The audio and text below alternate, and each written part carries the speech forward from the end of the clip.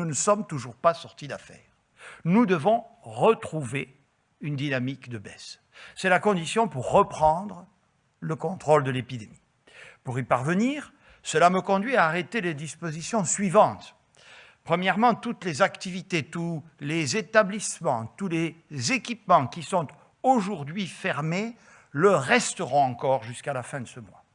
Les musées, les cinémas, les théâtres, les salles de spectacle, les équipements sportifs ou de loisirs ne connaîtront dans les semaines qui viennent aucun assouplissement.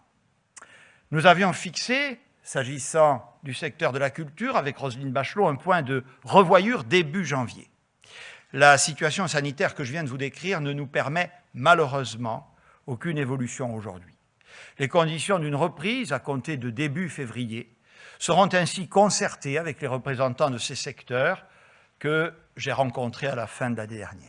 Nous souhaitons leur donner de la visibilité en travaillant avec eux à l'élaboration d'une méthode d'ouverture encadrée et progressive.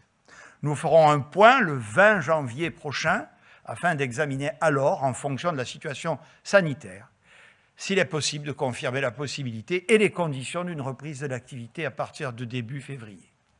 Nous avons conscience que la situation est aujourd'hui très difficile pour les artistes et les professionnels de la culture et la ministre est totalement engagée et déterminée à leur côté. Il en va de même du secteur sportif que nous accompagnons fortement avec les ministres concernés. Les mêmes considérations me conduisent à prendre la même décision pour les stations de ski dont les remontées mécaniques ne pourront pas rouvrir tout de suite.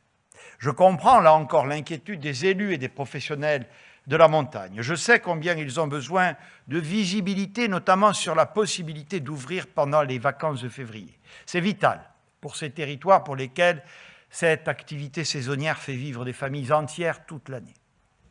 C'est un objectif que nous pouvons nous fixer, mais il serait prématuré de prendre une décision aujourd'hui, compte tenu des incertitudes sanitaires qui demeurent. Là encore, nous ferons un point le 20 janvier, à 2 semaines du début des vacances scolaires. L'État continuera donc d'accompagner les acteurs économiques et les territoires de montagne. Il poursuivra également son action diplomatique vis-à-vis des pays voisins dotés de stations de sport d'hiver.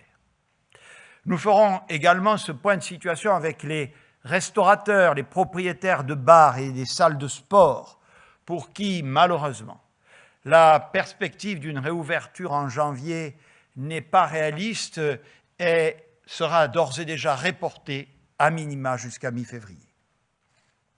Jusqu'au 20 janvier également, nous prolongeons le régime de couvre-feu à 20 heures. Depuis samedi dernier, je le disais tout à l'heure, il a été avancé à 10 jours où nous avons observé une reprise particulièrement sensible de la circulation virale, avec un taux d'incidence de plus de 200 cas pour 100 000 habitants. Cette mesure s'appliquera au moins 15 jours. Les derniers chiffres nous amènent à identifier 10 départements supplémentaires, plutôt situés dans l'est de la France, où pourrait également se poser la question d'une mise en œuvre de ce couvre-feu avancé. Comme nous l'avons fait la semaine dernière, les préfets vont conduire très rapidement les concertations nécessaires avec les élus de ces territoires pour bien analyser la situation et en fonction de leur retour, des décisions seront prises d'ici demain soir pour entrer en vigueur à compter de dimanche.